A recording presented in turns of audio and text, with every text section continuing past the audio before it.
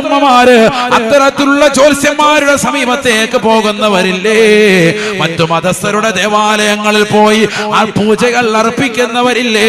അതിനുവേണ്ടി വഴിപാടുകൾ നേർച്ചകൾ നടത്തുന്നവരില്ലേ?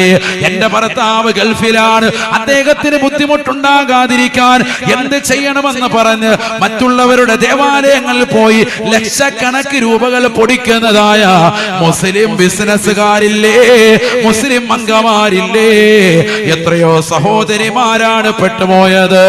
എത്രയോ പർദ്ധരിച്ചതാകുന്ന അംഗമാര് അത്തരത്തിലുള്ള ദേവാലയങ്ങളുടെ മുന്നിൽ പോയി നിൽക്കുന്നതായ വീഡിയോ ചിത്രങ്ങൾ ഇന്ന് സമൂഹങ്ങളിൽ പ്രചരിച്ചില്ലേ? നഊദു ബില്ലാഹ്. വ്യാജ ജിസ്മന്മാർ, വ്യാജ ചിഹ്നമ്മമാർ, വ്യാജ ചിഹ്നപ്പമാര് മുസ്ലിം സമുദായത്തിൽ പോലും ഉടലെടുത്തതായ കാലഘട്ടമാ. ആത്മീയമാകുന്ന ചൂഷകർ അധികരിച്ചതായ കാലഘട്ടം.